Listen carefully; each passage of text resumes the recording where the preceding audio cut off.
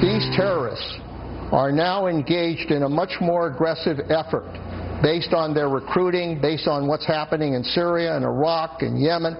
They are engaged in a much more aggressive effort to conduct violence, not only in Europe, but I think it's a matter of time before they direct it at the United States as well. This is a real threat, and we've got to be prepared to confront that. Former CIA Director Leon Panetta, another former CIA Director, Morell, saying this weekend on the Sunday talk shows that another attack here in the U.S. Is coming. It's just a matter of when. This as the dragnet continues in Europe for active terror cells. We're back with the panel. Tucker, is this a changing point, do you think, for Europe? A wake-up call after hearing the Prime Minister Cameron last week, and you're seeing what's happening in France and Belgium?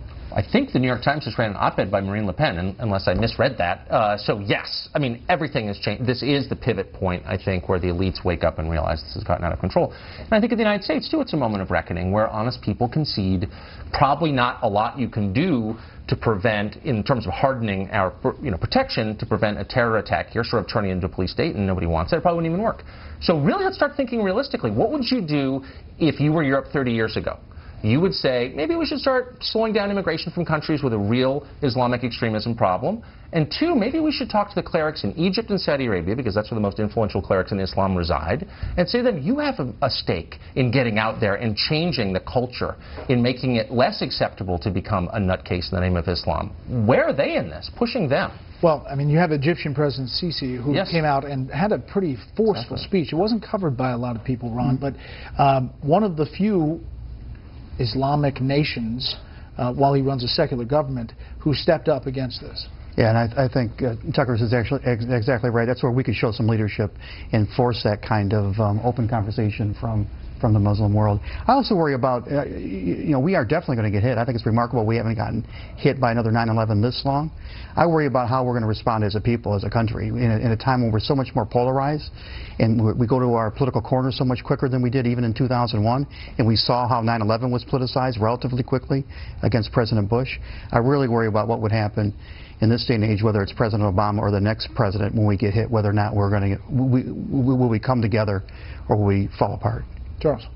I mean, I'm amazed that the lesson of 9/11 wore off so relatively quickly. I know that it was exhaustion with the Afghan war and the Iraq war, but, do we have to have an injection of being reminded every 10 years or so? Yes, Europe is having its 9/11 moment, and they are going to crack down. They're actually thinking now along the lines of our Patriot Act. It isn't, they wouldn't call it that, but they're going to change their laws, probably tighten up immigration, but be a lot tougher on intrusion into particularly the mosques and other places where all this stuff brews.